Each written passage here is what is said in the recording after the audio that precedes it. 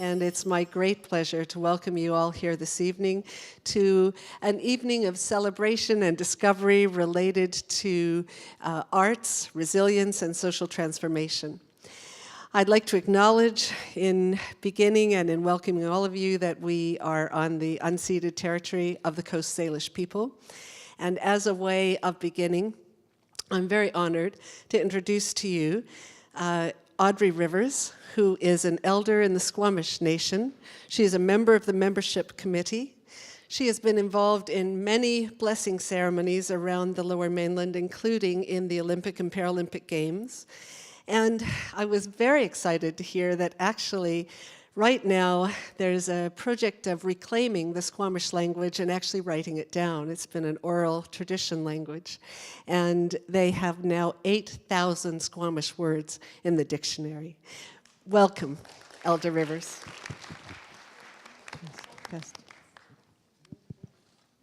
Honored guests, participants of the arts, resilience, and social transformation.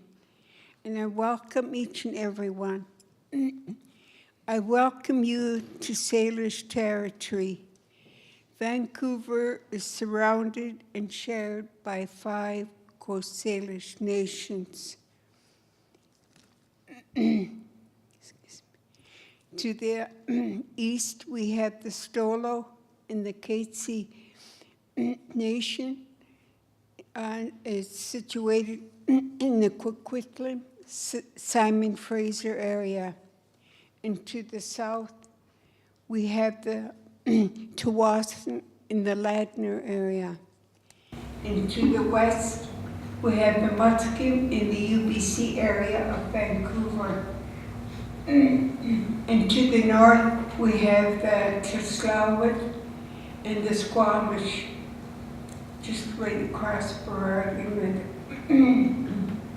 I wanted to mention too that there are approximately 20,000 First Nations people that come from the far north, like Alaska, Haida Gwaii, Haisla, Heiltsuk, Carrier. There's many nations from the northern part of BC, as well as the interior. And Vancouver Island, we have the Kwakwaka'wakw and the Nuch'anas. And down to the far, the southern part of BC, we have the Salish. They come to Vancouver for many reasons, because many of them live in isolated areas or villages. And they come to Vancouver for education, housing, employment, and health. I just wanted to introduce myself for those of you that don't know me. My ancestral name is Tiel Talot, and 3 months ago I had a gathering with our Squamish people and handed that my granddaughter shares that name with me, Tiel Talot. I'm the 5th generation, and she's the 7th generation to be carrying that name of my great-great-grandmother on my late father's side. I usually open my prayer to honor the 3 generations of the past, the present, and the future. I firstly honor our ancestors. Because of them, we are all here. I pray for our families, our leaders, and ask the Creator to continue to watch over them. I pray for the present and give thanks for this beautiful day and bringing you all here together for this special event. I ask the Creator to bless each and every one. I pray for the future, our children, who will one day be our leaders. They'll also be the elders of this millennium. I pray that they will have a safe and a happy and a healthy future, or a healthy environment as well. So today I honor the past, learning in the present, and applying to the future.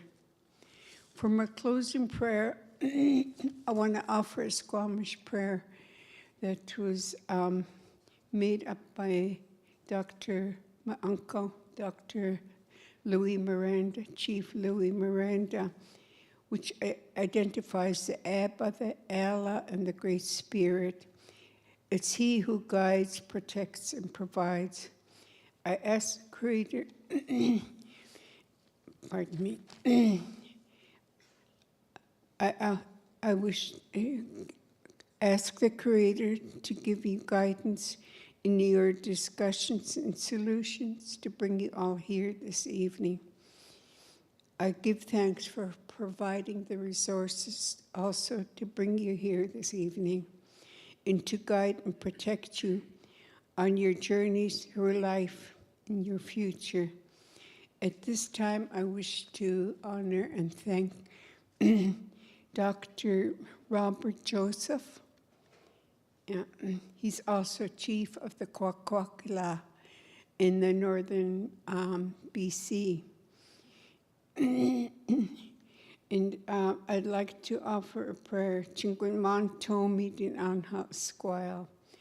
In Scotish Nation, that means thank you for this beautiful day. I know my family's going to get a chuckle out of this. Chingunman Tomi Siam and Agwetla, which means thank you to our dear chief here, all my friends and relations. And ask the Creator to bless the remaining part of this evening. Thank you. Thank you. I'm just going to give this back.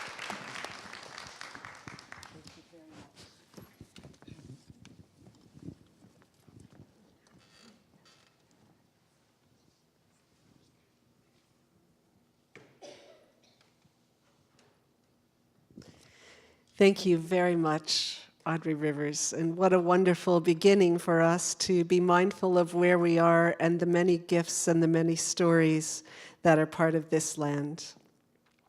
We'd like to also begin by giving thanks to the Peter Wall Institute for Advanced Studies at the University of British Columbia and its director, Janice Serra, for accepting an application that I made with my co-convener, Dr. Cynthia Cohen, who you'll meet in just a moment, to host an international roundtable, the first that the Peter Wall Institute has hosted on resilience, arts, and social transformation.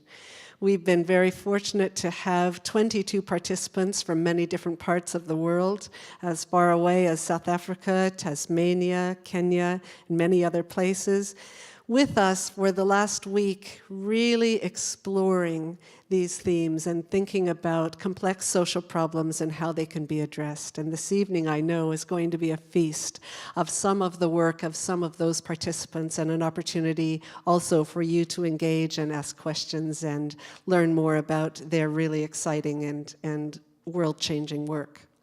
It's my great pleasure to introduce to you Dr. Cynthia Cohen, who is the Director of Arts and Peace Building at Brandeis University at the International Center for Ethics, Justice, and Public Life. I wonder why I forget the ethics word sometimes. And Cynthia is an international expert on arts and social change. She's a filmmaker, a scholar, a cultural worker, and I'm very, very proud to call her a friend. Thank you, Michelle. Can I switch with you? Because this doesn't seem to be going on so well. Okay.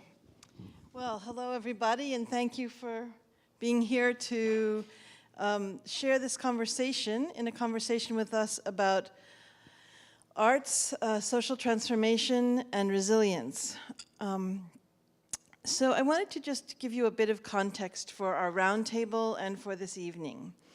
Many of us here at as part of the roundtable and have been exploring for years, in some cases decades, how the arts can contribute to more whole, less violent, more just communities. How they can help to heal individuals and communities and societies and our planet.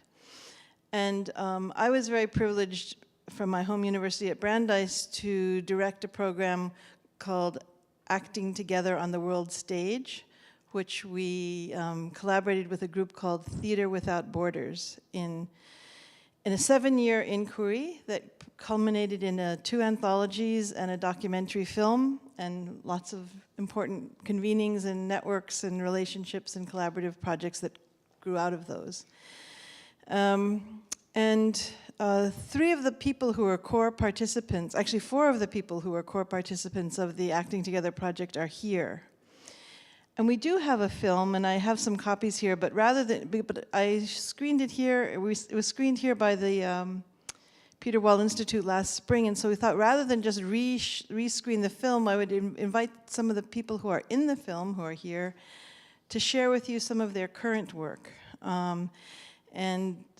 So that's what we're going to do this evening. So we'll be hearing from 3 of the artists and peace builders from different parts of the world, and watching some clips of their work, and then inviting 2 other members of the 2 other members of the roundtable to come up and join and respond to them, and then engage in conversation with everyone. So that's kind of what we imagine for the next hour and a half. Everything okay? Yeah? Yeah, okay. Good.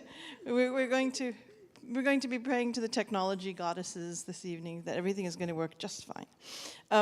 So yes, and in this roundtable, I want to say the Acting Together folks have been joined by people from Professor LeBaron's amazing networks, and people here from UBC, especially exploring art and social transformation in relation to the theme of resilience. So we're kind of eager to welcome all of you into this conversation. So I would like to invite Diana and Marianne and Katrine to come here, and we'll begin. So let me just introduce these folks to you. Diana Milosevic will speak first. Diana is the co-founder and director of Da Teatar in Belgrade, Serbia. And in our work in Acting Together, her theater company exemplified work in the theme of nonviolent resistance. And she'll tell you a bit about it, and then she's going to share with you some very fascinating performances, I'll put that word in quote, from her community. And then we'll hear from Marianne Hunter, who is at the University of Tasmania in the Faculty of Education, yes, and who's a special expert in areas of evaluation of arts and peace building, and in particular in relation to work with youth. And she'll be sharing with you some of the work that she's been doing lately. In the Acting Together documentary, if you can see it, you would see work related to hip-hop theater and youth in Brisbane, but she's going to share with you a new project. And Katrine Fiyu is a playwright from New York City who has been working in many communities, but in particular in the Cambodian and Cambodian American community for decades. And we're actually going to share a clip from the toolkit that accompanies our documentary about her work in the Cambodian community, and then she'll be talking with you about what she's been doing more recently. So, Diana, would you like to begin? Sure. Thank you. Dobroveče I dobrodošli. In my language, I just said good evening and welcome. And Michelle and Cynthia, thank you so much for giving us this opportunity and inviting me to come here to share with all these incredible people this gift of time for those 4 days, yes. I'm a theater director. I came from Belgrade, Serbia. Once upon a time, it was Yugoslavia. Unfortunately, during the very violent conflict in the 90s, Yugoslavia split in many different countries, and now I live in Serbia. So this is, again, something that informs my work all the time. What is my identity? So one of the questions that we explore a lot in my theater. I co-founded the theater with colleague Jadranka Anđelić in 1991, And the name of my theater is Dah, which means breath. And from the very beginning, because we started by coincidence at the same time where the civil war started in our country, we had to face these very, very important questions. And I'll share some of them. So like the question that we faced immediately was, what is the role of the artist in the dark times? And this is the title of the lecture actually that I'm giving, but this is only one excerpt that I'll show you tonight. Or can theater, can art, specifically theater, be a tool for peace? Do we have right at all to do art, to do theater, when people near us suffer enormously? What is the responsibility of us artists in the dark times?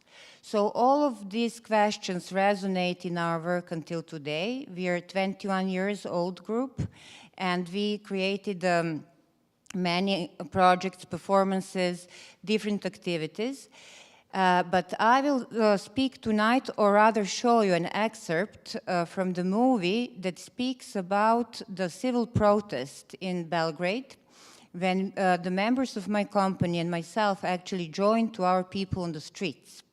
And we were simply doing actions with them. And so that was the time, just to give you a little bit of context, because in the 90s, our government then, led by Milosevic, president then, committed really atrocities, and they were leading country in the war after war. Country was in economical collapse, so it was all very tragic. Thousands of people lost their homes, lives, the dearest ones. And people in Serbia were caught in this kind of the situation that they didn't realize. We all felt very guilty, but most of the people didn't understand that actually we needed to transform guilt into responsibility, and responsibility to transform into action. And in our case, we did it through theater. What happened at one moment in 96, 97 was that finally people got it, and we had elections, and more or less a majority of population voted against government. But the government faked results, and so again they were in power. So in reaction to that, people went on streets of all our big major cities, and this is the excerpt from the happenings in Belgrade, and people started to show up, thousands of people every day, doing completely peaceful actions. What was special about that protest was that the tools and the means that were people using were completely artistic and theatrical, and artists were not ones who provoked those actions. Those actions have been provoked by or created and initiated by common people, citizens of the Belgrade. And what was very fascinating about that was that every day thousands of people would come on the streets. Media were in denial. They were totally misinforming what was happening. And so the source of information was word of mouth. And so this is how we were getting what would be the next action. And whoever wanted to initiate action would do that. And what was very fascinating to realize was, because we were surrounded and we were facing brutal force of military and police every day that was from time to time attacking people, imprisoning people, injuring people, and so on, was that people chose entirely peaceful actions, creative actions, to oppose the brutal force. But those peaceful actions were actually full of humor. And this is something that our colleague Kichi today raised, like where is the place of the humor in the work of resilience. So this was an incredible example of being resilient towards this terrible force, that actually brutal force knew what they would do with protesters if protesters would fight them or beat them, but they were totally helpless and hopeless facing the humor of people. So just to give you a few examples, like one of the actions was, because we were surrounded by uniforms, people in your uniforms, police and military, one of the actions was like, bring your own uniform. And people would come like one day, like thousands of people would come funnily dressed, like in the soldier's boots and the funny wig, in the diver suit and the police coat, and so on, high heels and the military cap. And police was in shock. They didn't know what to do with us. Or then there was like one of my favorite actions was bring your own pet, because even pets understood that the government should leave the power. So the people came, so the people came, like, but massively. I'm speaking about thousands and thousands of people bringing their cats and dogs, birds in cages, even one horse was on the street. And so they were shocked. They didn't know what to do, because also media, international media started to follow what was happening in the country, and the government wanted to pretend that they were democratical. So like, how to be democratical government and beat funnily dressed people, or people who are coming with pets.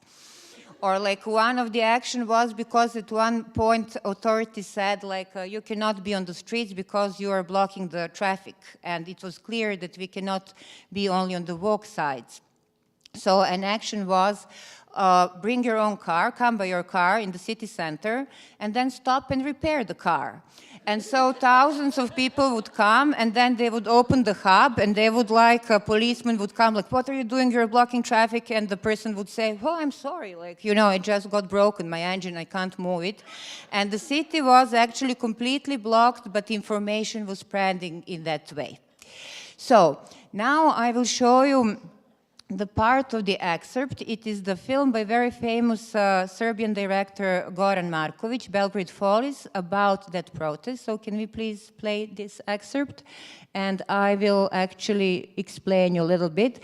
This very moment is happening when there is the cordon of police that is stopping people to move through the main street. And it's freezing. It's like during a freezing winter for 9 days and 9 nights, people were standing opposing the cordon, because symbolically it was very important to move it. And they had shifts, so they were changing every 2 hours, but people stand for days and nights doing completely creative actions. It was lots of dancing, lots of drumming, different actions. Whistles were the main tool or main weapon against police, and people were coming really like with the families, with children, wanting to show actually that we are coming in peace, that this is our city, and that we want them just to move.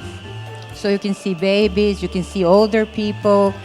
So it was not only young people and students, but really like the majority of citizens of Belgrade. Police, we never knew when police would attack. So that was the very kind of the tense situation. But people behaved as it was a huge party. And so people were, huge solidarity was happening. People were bringing pots of teas and coffee and shawls and gloves to people standing. So this, you see, so it was all like, okay, let's create this huge party in the face of this brutality.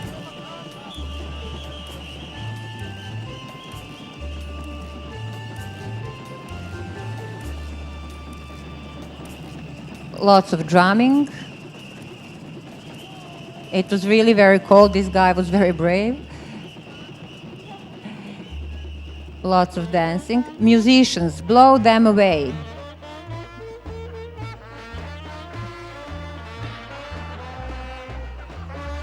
Beauty contest in front of cordon.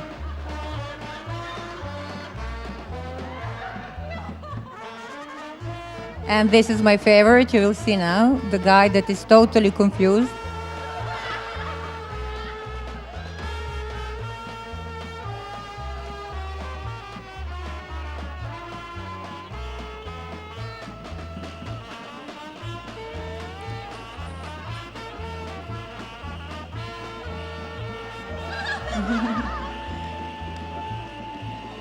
So you can see the situation, thousands of protesters, and then it's a cordon. This is the main street in Belgrade, in my city, and it's a cordon of police, and then nobody. It's the theater group that decided to perform Macbeth in front of cordon, so they were shocked.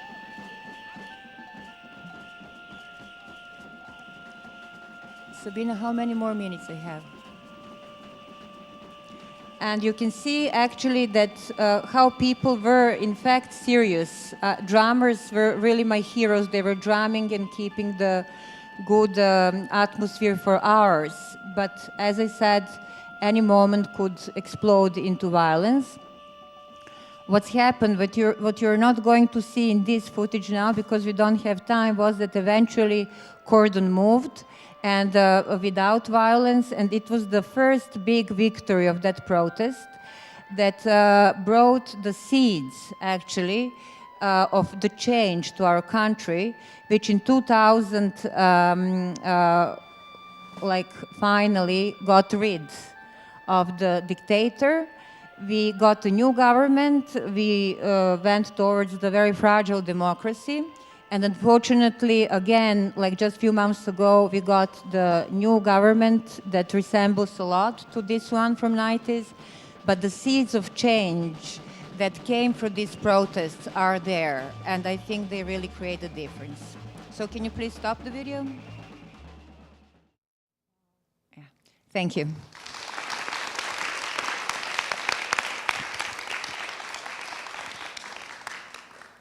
Thank you, Diana. Thanks for showing me that. That's extraordinary footage.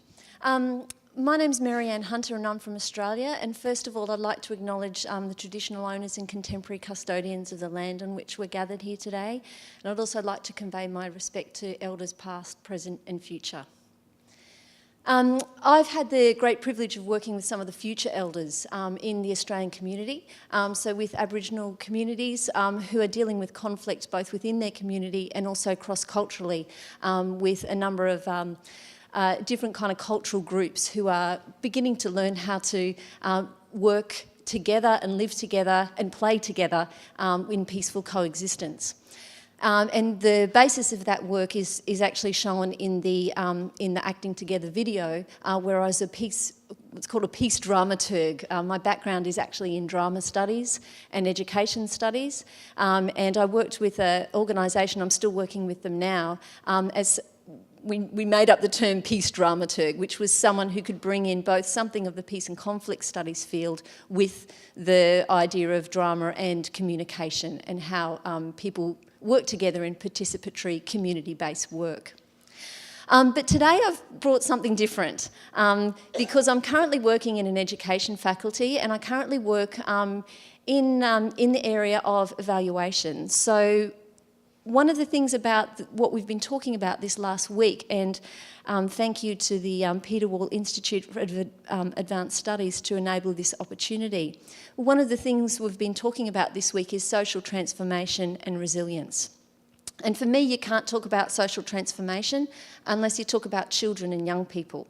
So what I brought today is an example and a sharing, I suppose, of what's happening in the small island of Tasmania in arts and education initiatives, which are offering the opportunity for young people to engage with the arts in a way that's actually transforming their everyday experience of lives that aren't necessarily conducive to building positive relations with each other and with the communities around them. So this is actually a clip. It's from a program that I recently evaluated. It was a national program supported by the Australian government, where there were 72 projects of artists in residences in schools. So every project was very specific to the school and the community in which the artist was working. And this is an example from a town which is about 2.5 hours away from where I live in the small island of Tasmania. There are many, many other really diverse projects. Very happy to discuss it with anyone who may be interested later on about it. But I wanted to show you a flavour and bring you a little bit of the earth and the sky and the water and the air of the land in which I live, and some of the children and young people that I've had the great privilege of connecting with in my work in engaging with the arts and social transformation. So could we...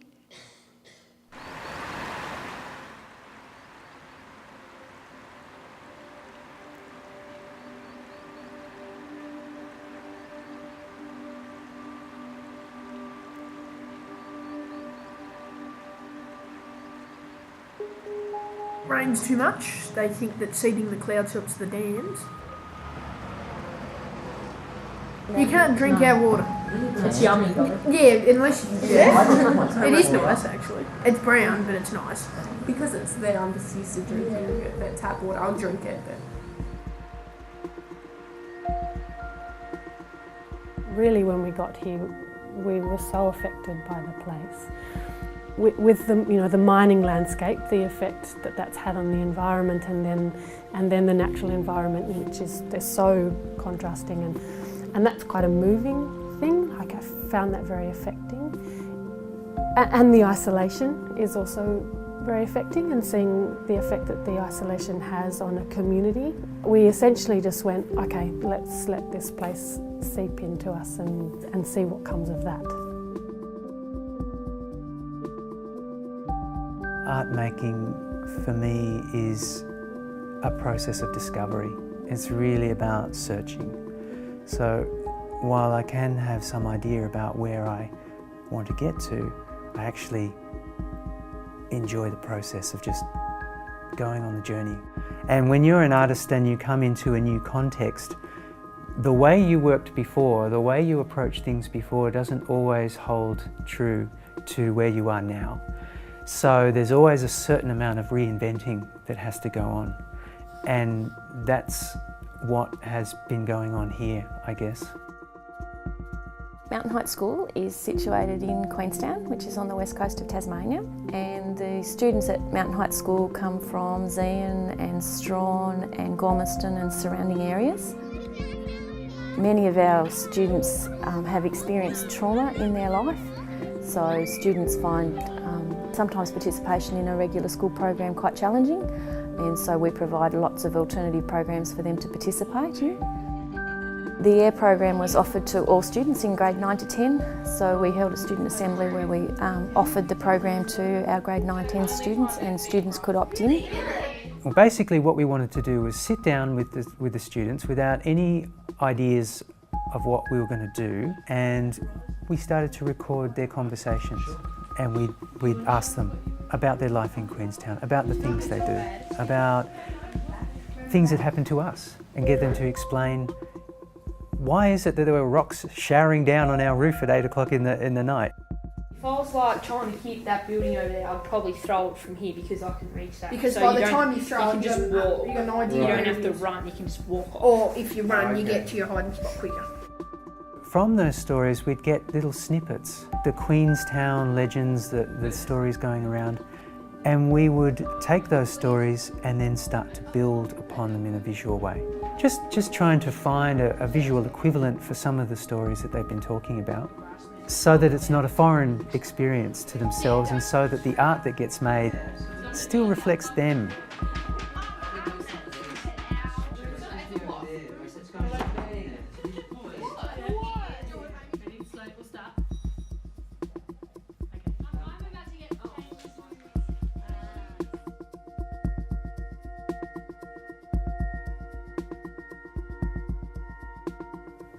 When they came in, we'd always have ideas about what we were going to do, and then if that wasn't sort of feeling like it was really going anywhere, we'd always change tact.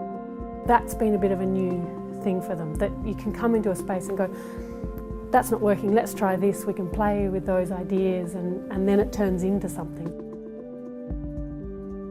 It was good to be able to just have a say in what you're going to do and what you're going to draw, and you kind of forget everything else and you just know this is kind of the moment and this is just like what you'll remember, all the fun stuff we did with everyone just making art.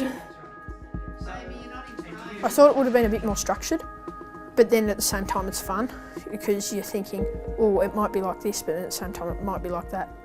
And it's not definitely going to be the one thing, it could just turn in an instant. So life isn't just a straightforward path that has deviations. You might do one thing which leads to another thing, but then that next thing could lead you to something completely different. When you wake up in the morning, it's something to look forward to. Art isn't just painting a picture and it being spectacular, it's more than that. We always look forward to it. We didn't look forward to school that much, but on the days that we had this program, we always wanted to come so we could do that. I've just realised that it can be anything. It doesn't have to be drawing or painting, it can be movement, light, pictures, anything. They have often talked to Nick and Freya in quite detail about a variety of things, and we've learnt a lot about, I've learnt a lot about their thoughts about their school, about their community and about the arts just through their conversations. This opportunity has really just been a way of opening up all those new little paths, and now I feel like when we leave and we get our own studio again, that we just continue on all those little openings. The relationships that have been built here have been really significant, I think, in terms of my own learning. Working with the students has been a really important process in me exploring what I do.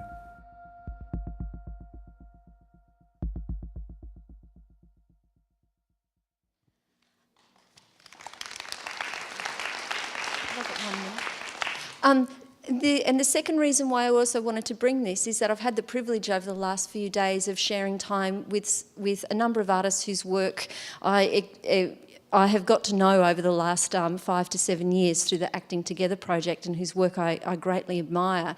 And one of the things I like about this video is that it actually communicates the impact that the young people had on the artists, how the artists' work in the future was going to be impacted on the engagement that they experienced and the new ways and kind of pathways into their own arts work that they experienced with those children and young people.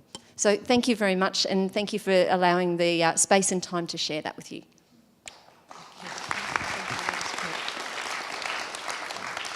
Thank you. I wanted to start by thanking you for your blessing and for honoring you. I am very happy to be here. We're going to start with the toolkit that Cindy mentioned, and then after that I'll talk a little bit about it. Thanks.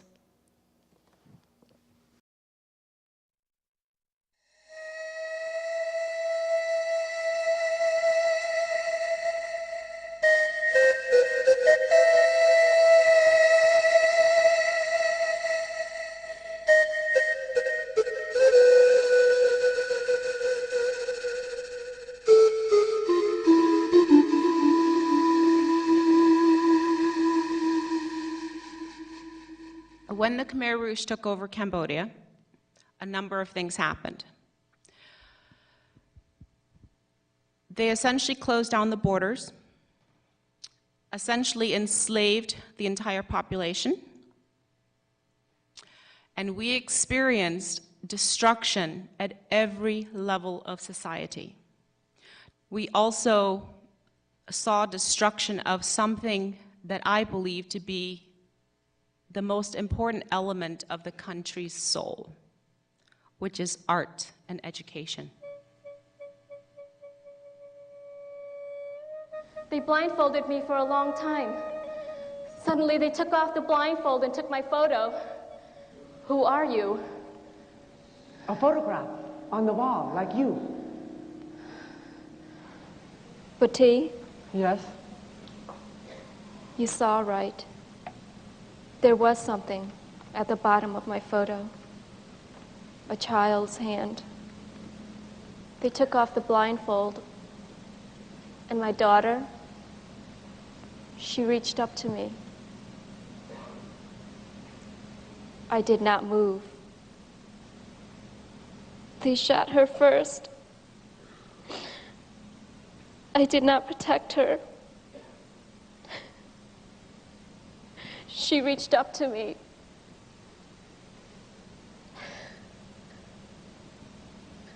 I was born in the labor camp in 1976. It just, brings a chill to me to do this play and to realize that, things like this happens not only in my family, but in other families too.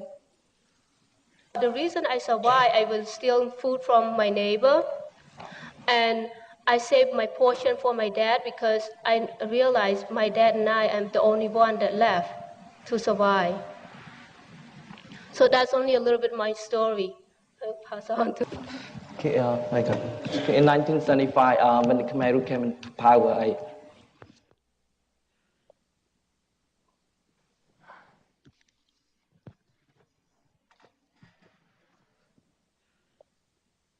I would like to talk about the idea of remembering as a revolutionary act. Memory, in the case of people who suffer from post-traumatic stress disorder, is very tricky because on one level, intrusive memories enter into your mind and they replay themselves. So there's the hope of not wanting to re-traumatize people that have survived genocide. But there's also the very, very deep hope of never again. And so there is the hope of needing to remember things that have happened. An example I would give is that in the schools in Cambodia now, the Pol Pot time, which is the Khmer Rouge regime, which lasted from 1975 to 79, is no longer taught in the schools. So we get this sense of how memory is a dual entity that is very tricky to deal with.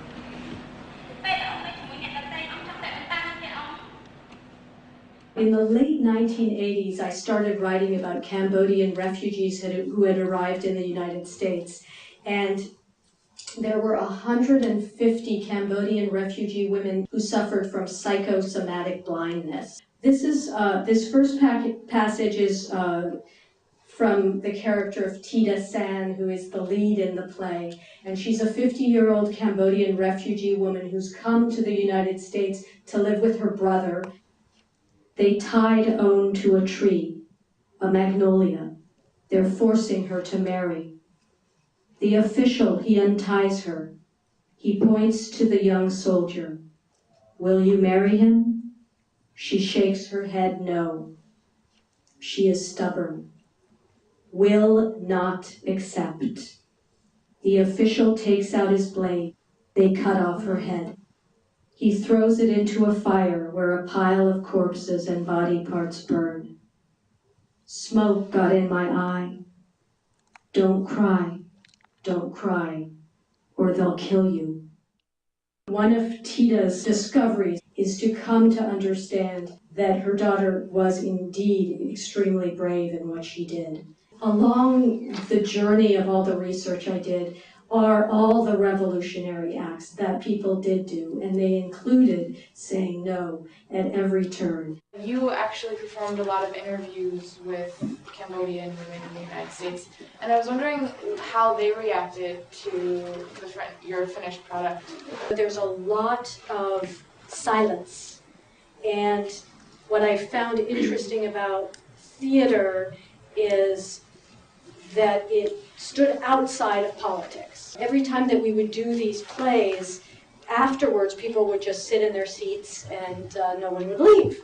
And so we started having discussions afterwards. And one of the things that it seemed that the play provided was a safe environment and that they could sit and meditate upon whatever it was in the play that they wanted to, and then use that as a way for having a discussion. And that was a way for also people to cry. The possibility of simply talking and remembering and telling stories was very healing.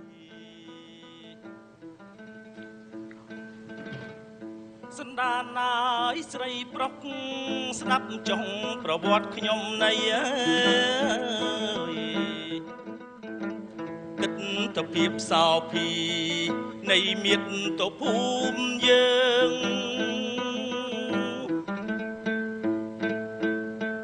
យើងរស់ក្នុងភាពអនុគ្រោះនិងសេរីភាព I think the key is that we are all so implicated in these issues because a lot of times Americans don't know a lot of things about these countries. But the thing that we do know is that we carpet bombed Cambodia and that created an imbalance. អស់រយៈពេល12ឆ្នាំដែលអាមេរិកកាំងបានទម្លាក់គ្រាប់បែកគ្រាប់ដូចទឹកភ្លៀងធ្លាក់ពីលើអាកាសថ្ងៃមួយនាខែមេសា My feeling of hope comes from the ability to learn to acknowledge. When I asked a Cambodian friend about this, I said, would it help if you got reparations? He just looks at me and says, the strong never apologize. And I think, in a way, that's where I'd like to leave this discussion. How do we negotiate that issue? Because I think that really actually is staring us sort of right in the face.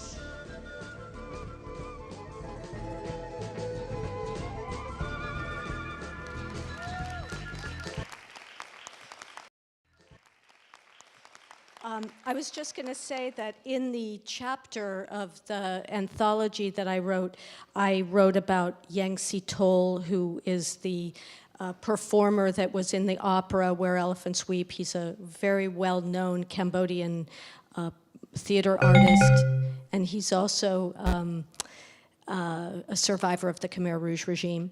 And also Morm Sokli, who was the woman actress in photographs from S21, who is an amazing theater artist. Also, she's a specialist in Yi-K theater, which is a traditional form of Cambodian theater, and also a survivor of the Khmer Rouge regime. And then also Him Sopi, who was the composer of Where Elephants Weep, who is also a survivor of the Khmer Rouge regime. 80 to 90% of the artists in Cambodia died during the Khmer Rouge genocide. So I guess we could use the word resilience of those friends and colleagues was exciting to feature in the anthology. I was just going to just mention a little bit about what I did this year. I just had a play done at La Mama in New York City, which is an amazing theater. And it was called Luz, and it was L-U-Z, which means light in Spanish. And it was about the femicide in Guatemala, and also dealt with Haiti. It was more global than my usual work, and I was very lucky to work with a composer from Guatemala whose name is Sergio R. Reyes, who really helped me a lot in the journey of that play. And also my director, Jose Zayas, and I decided to do a portion of the play in Spanish, which was really exciting. Again, I've worked a lot with multilingual text and found that that's an interesting way to work with audiences. So I think I will leave it there and look forward to talking to you more later. Thank you.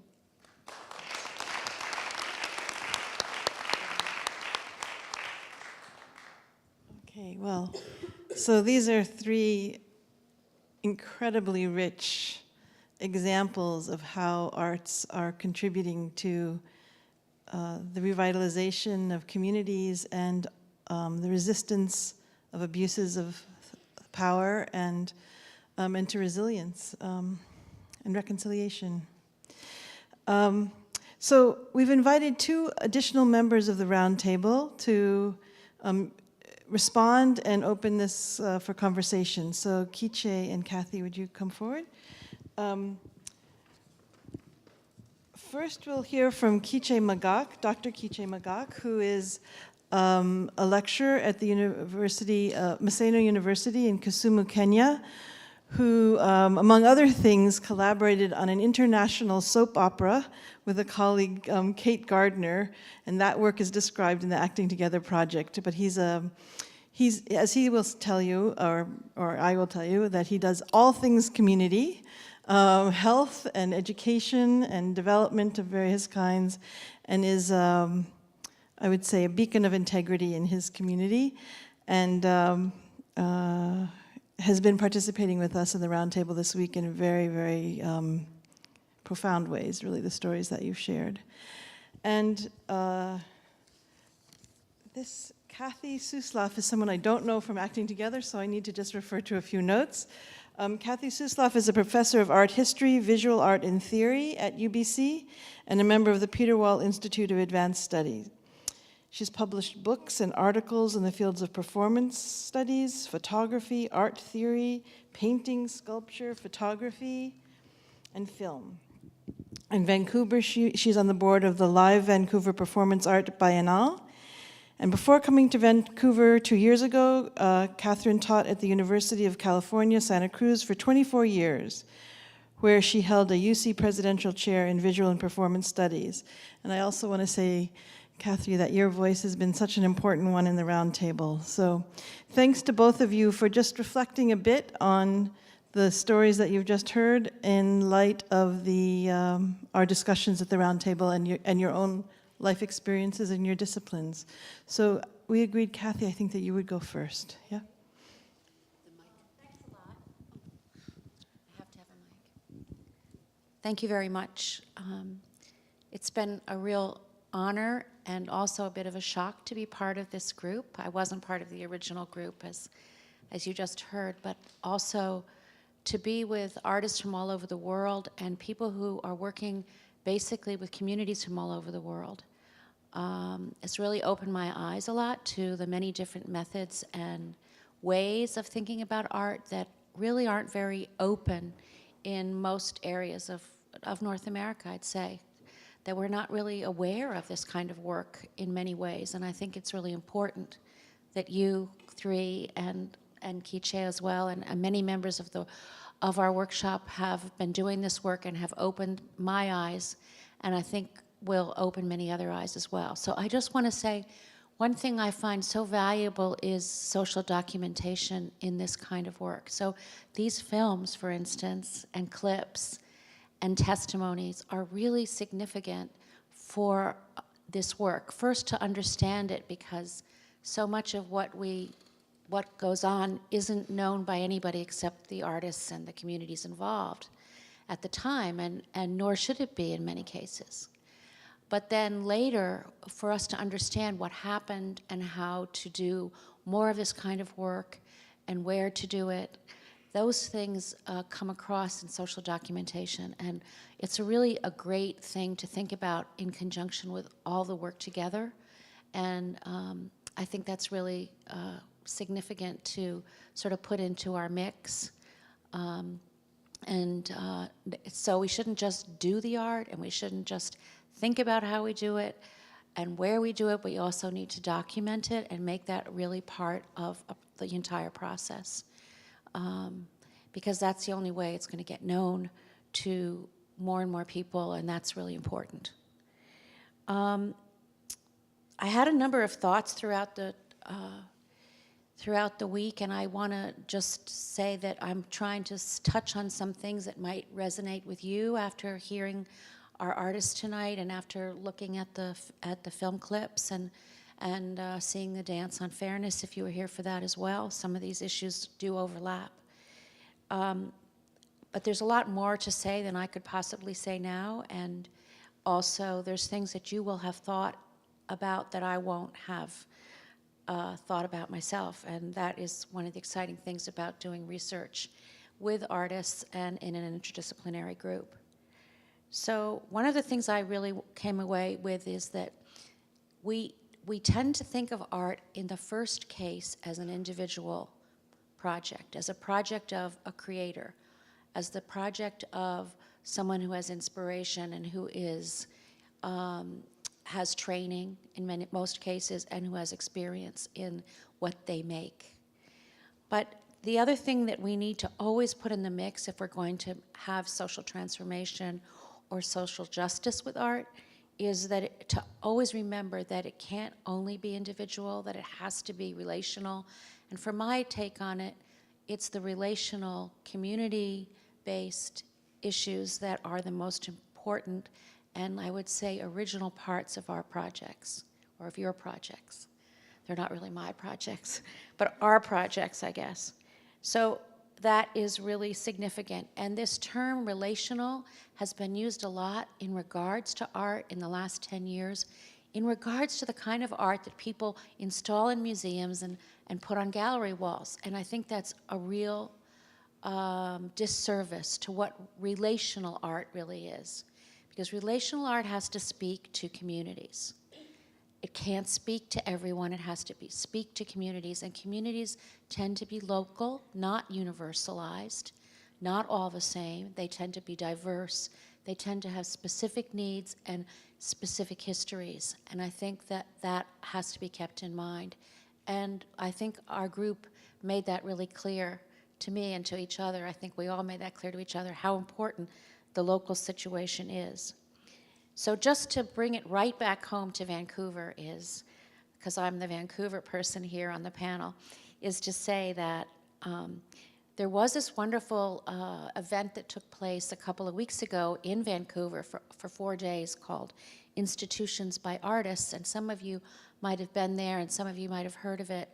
I think you can just Google it and probably find clips and all kinds of social documentation of that.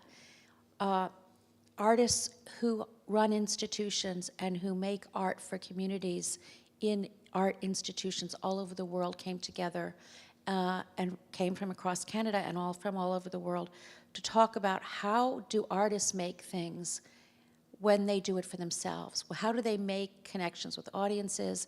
How do they make connections with their communities? How do they make their situations in their local context important for others? And how is this kind of work funded? And what are the upsides and downsides of different forms of funding? Because that's really important. And who supports these kinds of institutions, either with, let's say, ethical support or moral support, but also with financial support. So those are some issues that came up in the Institutions for Artists Conference that I think converge really well with our conference or our workshop, which was on social change. And I think there's a lot of overlap.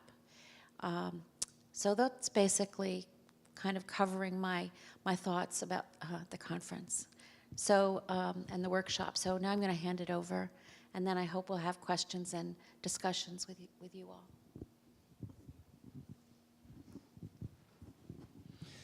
Good evening, everybody. My name is Kiche. I come from Kenya. And because I come from Kenya, that means my accent might be a little strange. So should you not quite get what I'm saying, please feel free to then I'll try to repeat what I said. Having said that, where I come from, when you are in the midst of elders, like our elders here, you ask their permission first to speak. So I would like to ask your permission. Do I have your permission to speak? Do I? Yes, thank you. Cindy was getting a little worried over there. Yeah, there's so much to say just from the 3 clips that we have seen. And there is so much to react to from what Kathy has just said. So when we do performances in my country, my instinct would be not to speak, would be to get it to the audience and ask them, what do you think? And ask them to react to it. Unfortunately, this is not the design of this particular evening, so we will comment just briefly, but still I will ask Cindy's indulgence so we can sneak to the audience and let's hear their reactions too. when I was looking at the three clips, I kept wondering, what is it that these gentle ladies keep doing what they do? And of course, I was there, so I didn't ask them. So I thought maybe because there is something that ties all of us together. There is something innate in human nature that if something is going wrong, if it is Cambodia, if it is New York City, if it is South Africa, if it is Tasmania, people kind of react the same way. And the easiest way to react is through performance. Where I come from, performance is not separate from things that we do. When I get up in the morning, I sing, I dance, I perform. It is one whole thing. Excuse me. So maybe that is why art speaks to us so easily. Because in this audience, I'm sure we are people from all sorts of backgrounds. We have engineers, we have people who deal with people's heads. What are they called? Psychologists, thank you. We have all sorts of people in the audience. Yet, there is something, even in psychology, that is artistic. Because if there is no artistry in your psychology, then you can't be a very good psychologist. If there is no art in your engineering, then you cannot be such a good engineer. And because art speaks to all of us as human beings, it doesn't matter where you come from. You come from Kenya, you come from wherever, art speaks to you. And maybe that is why we are here. And to answer my question, why do these ladies do what they do? I think the answer is simple. They do this because they're human. That's the answer. They are human. And then the other question is, what is it that other human beings do that make it necessary for this other human to do this thing to reverse what they are doing? Yeah. In fact, there's an African writer called Chinua Achebe. He's Nigerian. And Chinua Achebe asked this very simple question that I keep asking every day. And the question is, where did the rain start to beat us? You know, somewhere the rain, it started raining, maybe because it's African, it doesn't rain so much down there. But he's asking, where did the rain start beating us? Where did we start going so wrong? I think we started going so wrong when we became obsessed with acquisition. Because we want to acquire everything for ourselves. And art has a way of releasing us from that greed, from that feeling of you want everything for yourself. You know, when you acquire this house, you need the next jet. When you acquire the next jet, you want to take the next trip to the moon, tourism. So it never stops. Maybe art has a way of releasing us from this sense of wanting to own everything. And I think that is why these gentle ladies and us do what we do. Sometimes artists are treated very casually. These are people who are not serious. These are people who are just, you know, they're just laughing around and doing stuff. I think it is time for us to start taking artists seriously. And I'm not thinking of artists as these people who are sitting here. I'm thinking of artists as everybody sitting here. Because we had already agreed that art lives in all of us. So if we take ourselves seriously, then I think together as human race, we can move forward. Maybe I will stop there for now. And maybe very quickly before I leave, to ask my sisters here. They could be my sister, couldn't they? Sister from a different mother. Okay, I would like to ask my sisters here, what is it in the work that you've shown here that you see connects them?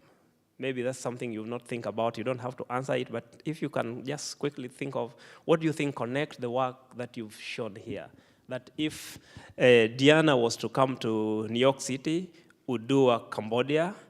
If Tasmania had to come to Belgrade, what is it that really connect the work that we do?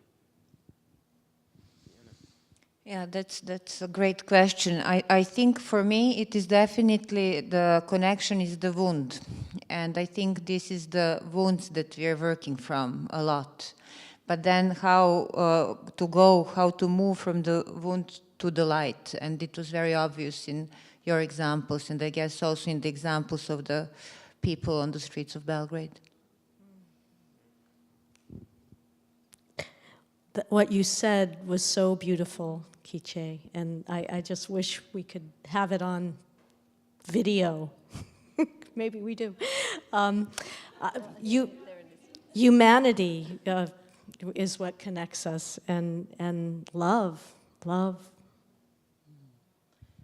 We've been in the presence of this beautiful soul and wordsmith for some days, and I think the ability to synthesise it in exactly what you said around if we take the heart seriously, then that's the humanity. And for me, it's the humanity in institutional life, which is really important.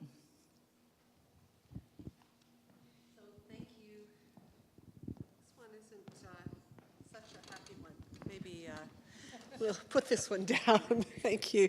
Thank you very much to the three of you, and Kathy and Kiche also to you for the comments you've made, for the things you've shared, really from your hearts and minds. Thank you so much. And we do have a few minutes to hear questions, comments, things that you would like to share with or ask any of the people here about. Please, go ahead.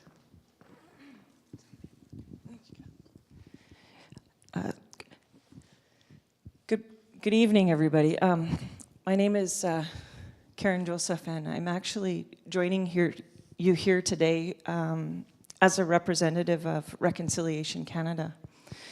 And I was really moved by the work that you've done and the words that you've shared. And I really appreciate Freitas for inviting us tonight, for having the foresight to recognize that this was a place that we needed to be. So thank you. I'm sad that we haven't been present during the dialogue up until this point. I have a question for you, and it's for everybody in the room, which is why I'm trying to look at you as well.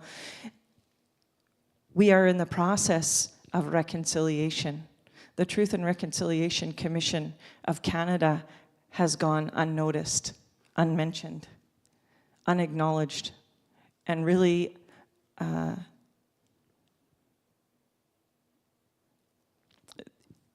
Canadians have kind of sleptwalked, as has the rest of the world, through our process of reconciliation here in this country. And so I'm here today, and we have to leave soon because we need to pick up our children. But we can be found at reconciliationcanada.ca. And we need to share this story before it comes here to Vancouver in September of 2013. And so we're putting on a year-long engagement strategy. We're trying to get the awareness. Reconciliation Canada, from the government's perspective, is done after that. It's a checkbox. Next. And it's been going on now for almost 4 years, and you've barely heard about it anywhere in the world. And so I really ask you and the people here to help us find a way to get this message out and to portray that humanity that we're talking about, because those really are our pillars of understanding. And so I apologize that we had already made arrangements to pick up our children, and we can't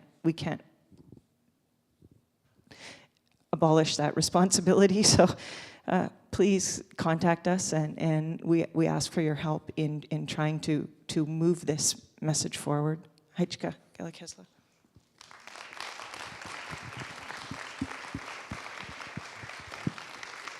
I've taken a look at this website, and it's really impressive, and there are a number of really exciting activities planned. Thank you very much, Karen.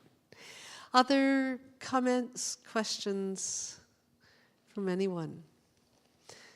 I think it's, as Kiche said, it's hard to bring words in the face of so much poignance and so much powerful work, and your voice is also speaking about it.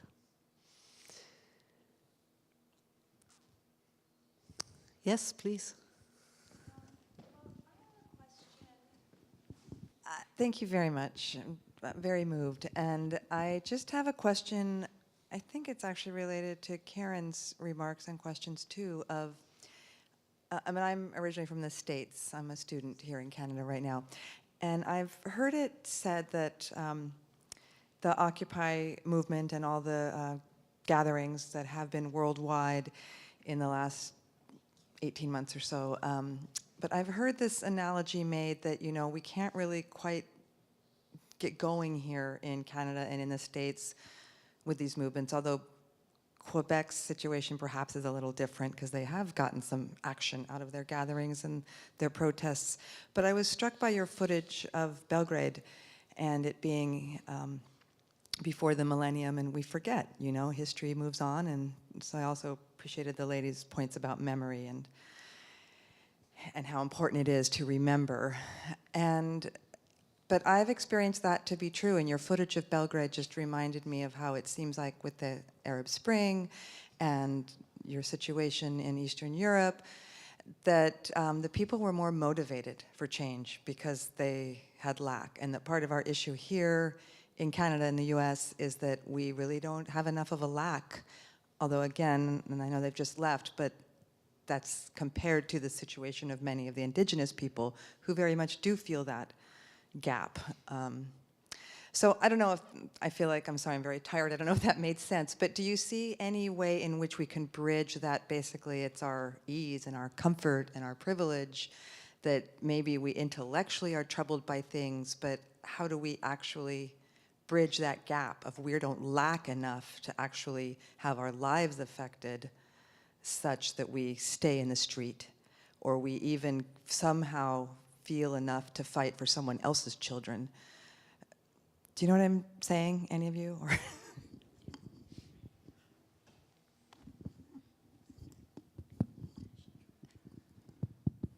Yes.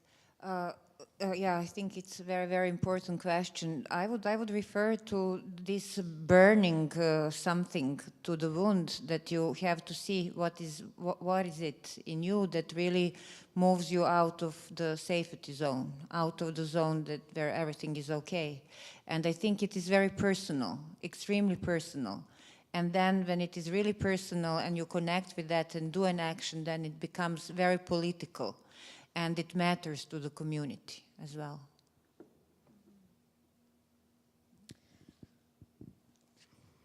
A big question. I would say we are doing so much. I mean, we've spent these past days talking a lot about all the work that is being done, and I think in a way maybe we lack, it might not be in material things, but our society lacks in so much, and we are anesthetized, I think, on some level by that great, great pain. And so I think in a way we have to forgive ourselves and move from there. And I think that we are all here, every single one of us right now, for that reason. And we will act. I do believe that we will and that you will. Thank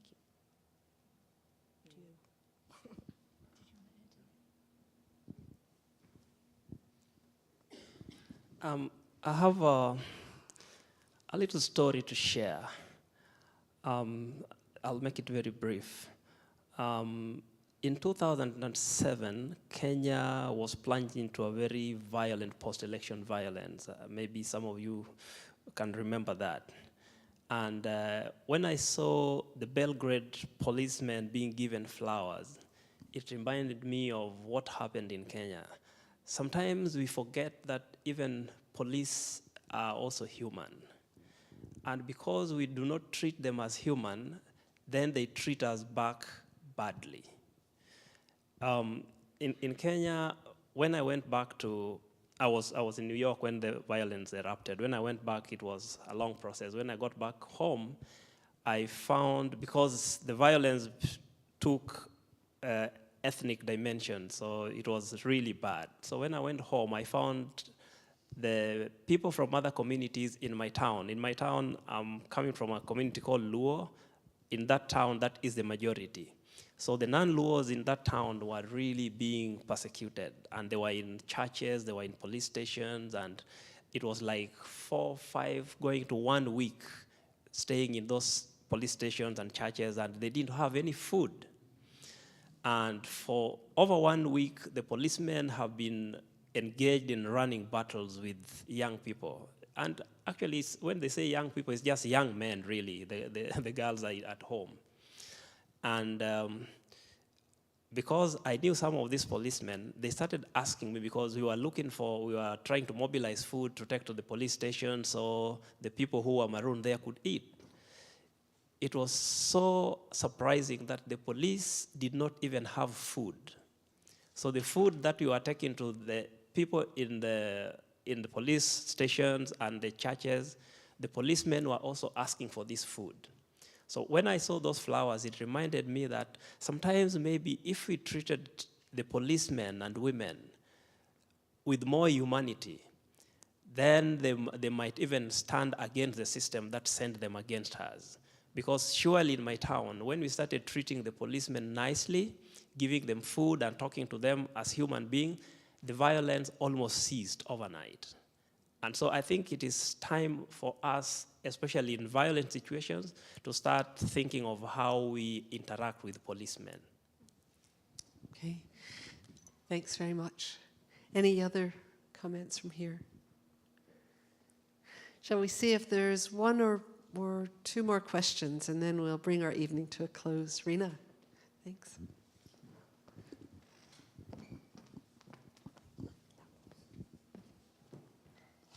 Hi, thanks. I'm not sure how well I'm going to articulate this, but I'll try. So one of you, woman from Belgrade, said that the thing that's in common is the wound. And so I see your work as an amazing healing process. And I'm very struck by what Karen said about the TRC. And so what I'm wondering is, how do you get people who don't share the wound or don't know that they share the wound to care and to participate? And I'm wondering, particularly in the work with the Cambodians and the work with the children from Tasmania, like what, how do I say it? Well, I'm thinking maybe particularly with the work with the Cambodians, like who's the audience, and how does it impact those who aren't sharing the wound?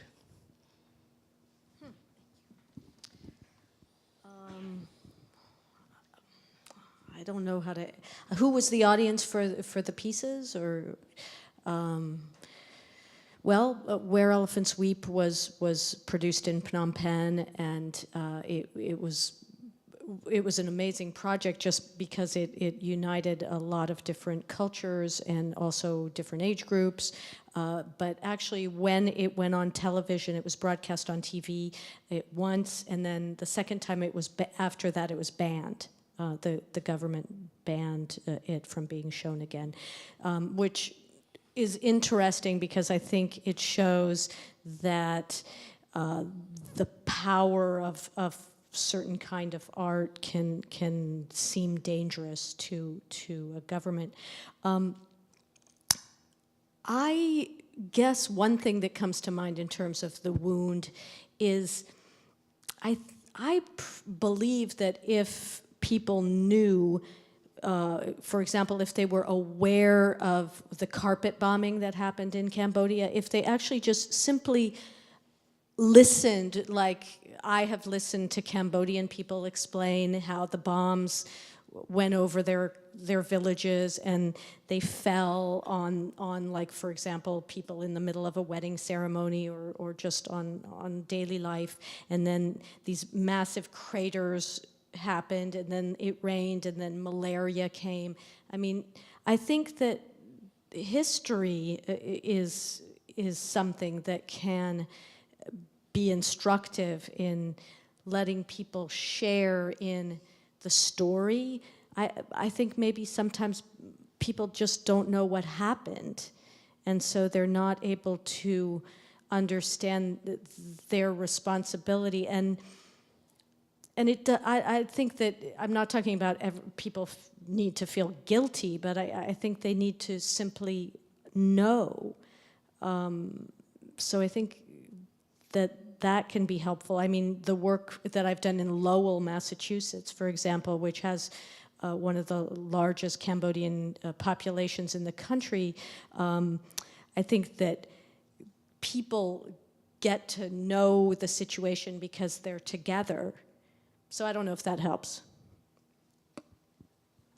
I'm just talking from a different sort of context, but it may have relevance to the question you're asking, and that's around multiple audiences, and that comes with documentation, particularly with participatory arts practice that have been engaged in an Australian level. So I just want to give you a quick example. Contact Inc. is an organisation I referred to before that works in suburban areas of Brisbane and Queensland in Australia. And what they've started doing were very closed community-based projects. So they would, and closed for good reasons, in terms of creating kind of safe space for young people from different cultural communities to share stories within their own cultures, and then sharing those stories across cultures. The next year of that same program, or that same, and I hate calling it a program because it wasn't a program, it was an evolution of the practice of the community and the artists who were working from that community. The next year, they did the same kind of process, came up with a performance which then they shared with that regional community. So it was kind of like the evolution of the next step was that the audience around them, so the intergenerational aspect, then kind of came into the communication of what they were experiencing. The following year they did it again, and they worked through it again, and this time they recorded it really high quality, really good aesthetic quality video, and it was really bringing those really excellent, and we've been talking about excellence a bit this week, they're really bringing excellence in terms of a kind of cultural practice into their work as well. And what they did with that video was bombarded every government agency that had anything to do with the care of those children, the care of those young people, and the care of that community, including the police. So there was whether it was strategized right from the beginning, I wish I could say, yes, we thought that was a really great strategy right from X, but it was actually the way it was evolved, and it exactly kind of addresses your question and kind of is a little bit relevant to the question before, and that is recognising where the people who need to know this stuff are at, and meeting them, kind of being prepared to meet them a little bit halfway, unless you're kind of, you know, the Australian term is kind of pissing on your own patch. And, you know, these kids didn't want to just piss on their own patch. They wanted the people who were, you know, who were making decisions about their schooling and about their what happened when they got into the youth justice system and were having to be in detention. They wanted those people to know. So, but time is such a crucial, you know, it's relational, it's got to do with time, but just a quick example. So, Diana, Kathy has a brief comment, one more question, and then we'll adjourn.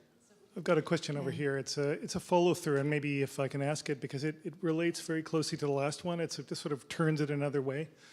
And it was a question that's been forming in my mind throughout the evening.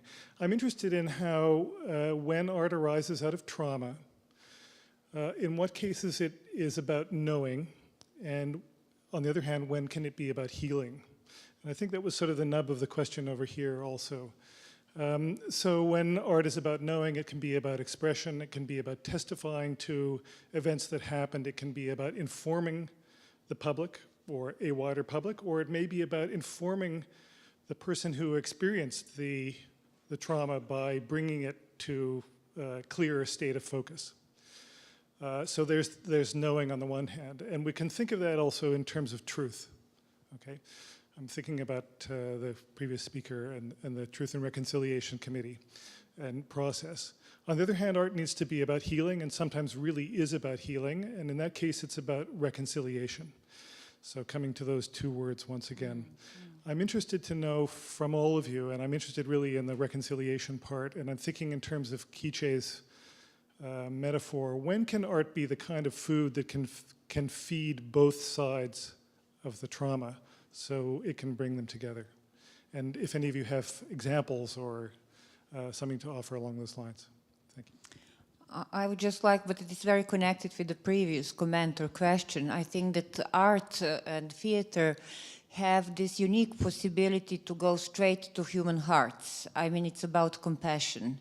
And this is something, so we don't even need to understand language often, and we get it. So this is one side. And then another is really like art and theater confront denial directly. So it's really about, but in a very kind of the heart-opening way. And this is my experience with our performances. And for example, when I was, because it's a big difference, are we doing propaganda or are we making art? And when I was reading a lot about Pol Pot's regime in Cambodia, and of course I was terrified, and intellectually I took part into thinking about that. But when I really got it, got what is the enormous of that, what was happening there and what could be effects and what could be the healing, was when I saw Catherine's piece. And this is, so all books that I read or footages did not cause that kind of effect. And I think this is something that is very, very fantastic, I mean, very, very important, very special about art. So.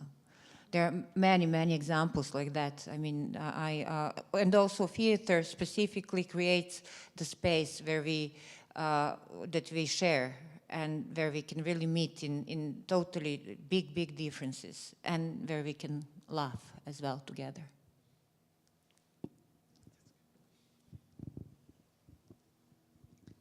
You asked for an example, and I was thinking of this in the question, the previous question as well. So I'll just give this example about the power of art. First, I'll make the observation that I think the rise in performance art and performance practices in all of the global cultures that we've talked about, including Canada and the United States, in the last 15 years has to do with this desire for what these practices can give us. A lot of them have been, we've seen in the pieces we saw tonight. There is a need for us to have this kind of work, and that's why we see it so predominant in culture now. Performance art and performance practices is what I would say. The second thing that I really think is important is this example that came up at the Institutions for Art conference in the first session that I attended. An Aboriginal woman named Skeena Reese, who's a very well-known artist in Vancouver, a performance artist, was invited to attend. Her performance consisted of bringing her child, she's still nursing her child in public, pushing the cart with her child in it around, asking people if they would be comfortable, changing the child's diaper.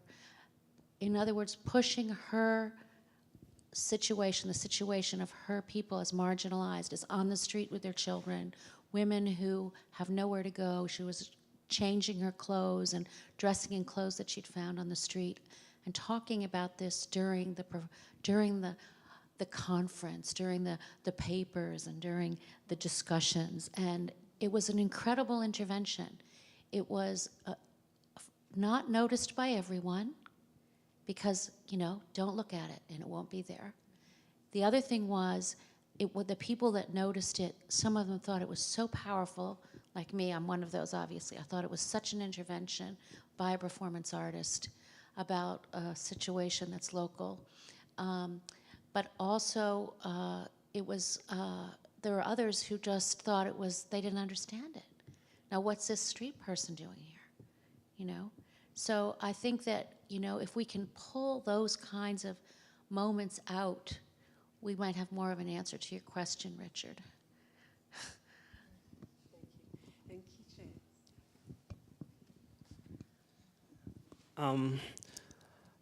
In Kenya, we have something called Justice and Reconciliation Commission.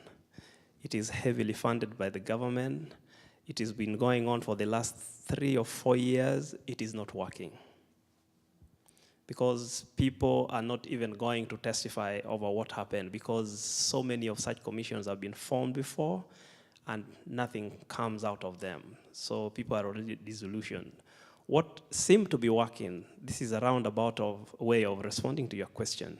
What seemed to be working is communities getting together, elders of the communities getting together and performing, eating together, singing together, dancing together, and agreeing that we are not going to butcher each other anymore. I think what really we need is genuine human connection. Art provides us with a perfect excuse to connect as human beings. Maybe we have not discovered other avenues of really connecting. So art so far is what really gives us the platform to connect. What I'm seeing down in Kenya is this really grand designed government commission to reconcile people is not working. But because people are eating together, people are singing together, people are dancing together, people are drumming together, the fights are lessening. So I think if we can promote art for genuine human connection, maybe, just maybe, we have a chance as a human race.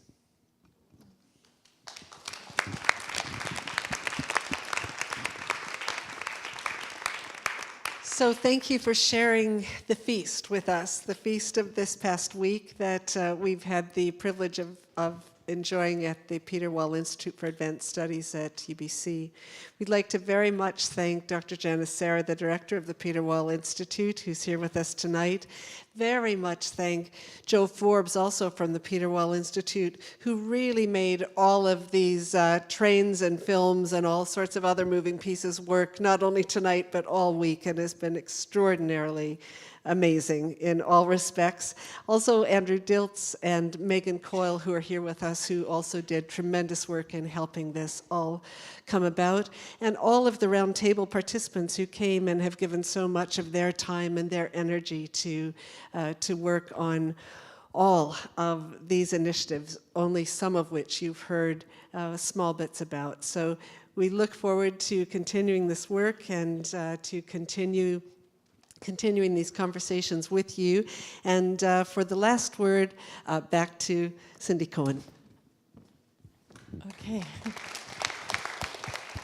Well, I want to echo my thanks to the Peter Wall Institute and also my dear friend and colleague, Michelle. It's been really a privilege to be part of this roundtable and to work with everyone. I want to just say, sorry, I can't, the educator in me just can't resist, that there are a few things we did really learn about performance and reconciliation in the Acting Together project. One of them was that in the several indigenous communities, as performances were part of the project, was that history was addressed through ritual, but always in the context of building relationships that move to the future. I think there's really enormous wisdom in the indigenous communities that we are all privileged to have, to be able to connect to still, about how reconciliation can happen through performance. And I also want to, so therefore I just want to suggest to you, shameless plug, to take a look at Acting Together, our anthologies in the film. There's a lot of material there, and also an online anthology, Recasting Reconciliation, that has includes work from another one of our roundtable participants, Kim Berman, who's been working with art and reconciliation in South Africa for a long time. There's a lot that we know, and I guess I would just say that I think as a species, we're only beginning to learn about reconciliation. We're at the kindergarten level. And one of the things that we need to understand, I think, is that it's a long process that includes mourning and grieving and seeking justice and letting go of bitterness and imagining a new future. And the arts can really contribute to all those things. And I really appreciate the examples that we've had tonight for sparking these questions and this conversation. So thank you all.